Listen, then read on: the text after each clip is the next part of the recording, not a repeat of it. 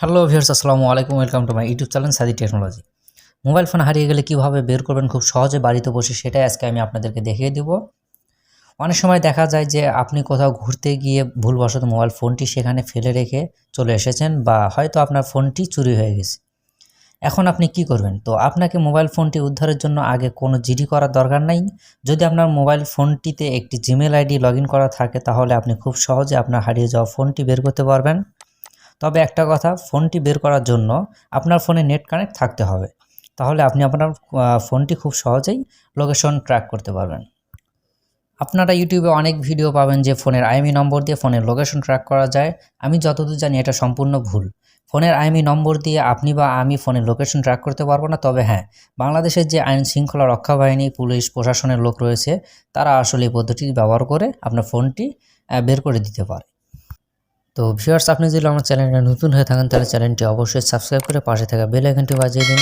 এতে করে যখনই আমি কোনো নতুন ভিডিও আপলোড করব, দেন সবার আগে আপনার কাছে নোটিফিকেশন চলে যাবে। তো চলুন ভিডিওটি শুরু করা যাক।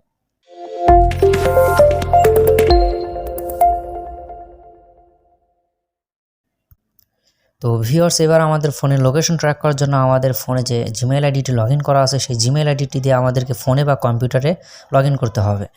তো কম্পিউটার এবং মোবাইল ফোনে কিন্তু প্রসেসটি সম্পূর্ণ সেম। তো আমি কম্পিউটারে লগ ইন করে আপনাদেরকে দেখাচ্ছি।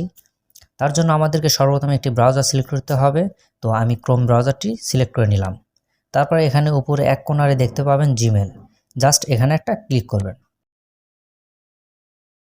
তারপর এখানে আপনারা দেখতে পাবেন ইউজ অ্যানাদার অ্যাকাউন্ট, জাস্ট এখানে একটা ক্লিক করবেন। তারপর এখানে আপনি আপনার হারিয়ে যাওয়া ফোনটিতে যে জিমেল আইডি লগ ইন করা আছে, সেই জিমেল আইডিটি এখানে বসিয়ে দিবেন। তারপর এখান থেকে নেক্সটে ক্লিক করবেন। তারপর এখানে আপনি দেখতে পাবেন পাসওয়ার্ড চাইবে, তো আপনি এখানে পাসওয়ার্ড দিয়ে দিবেন। তারপর এখানে নেক্সটে ক্লিক করবেন। তারপর এখানে আমাদের জিমেইলটি লগ ইন করা হয়ে যাবে।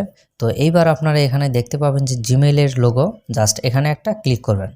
তারপর ম্যানেজ ইওর গুগল অ্যাকাউন্টে ক্লিক করবেন।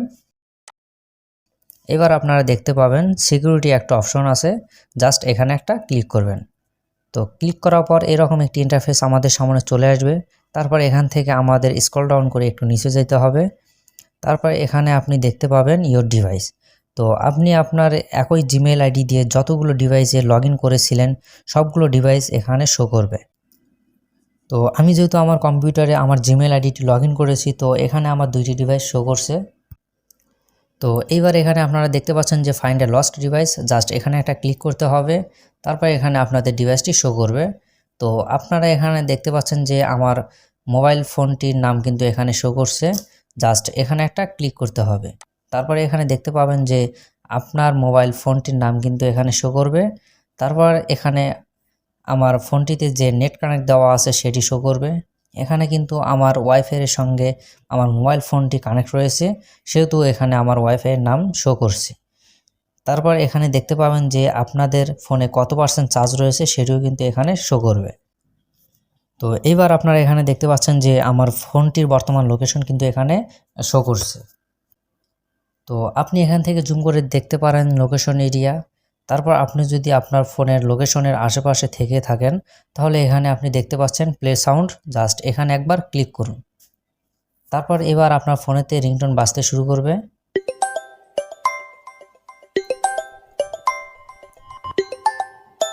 তো এইরকম একটি রিংটোন আপনার ফোনেতে বাজতে শুরু করবে। আপনি যদি আশেপাশে থেকে থাকেন, তাহলে আপনি রিংটোনটির শব্দ শুনে আপনি আপনার ফোনটি বের করতে পারেন। তারপর এখানে আপনি দেখতে পাবেন সিকিউর ডিভাইস। সিকিউর ডিভাইসে ক্লিক করলে এখানে আপনি মেসেজ করার অপশন পাবেন। তারপর নিচে ফোন নাম্বার দেওয়ার জন্য অপশন পাবেন। যদি আপনার ফোনটি কোনো ভালো লোকের কাছে গিয়ে পড়ে, বা কোনো ভালো মনের লোক যদি আপনার ফোনটি পেয়ে থাকে, তাহলে হয়তো আপনার দেওয়া কন্ট্যাক্ট নাম্বারে আপনার সাথে যোগাযোগ করতে পারে।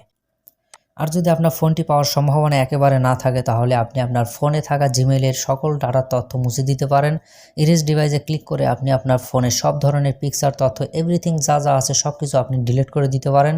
তো ইরেজ ডিভাইসে ক্লিক করার পর আপনি কিন্তু আর আপনার ফোনের লোকেশন ট্র্যাক করতে পারবেন না।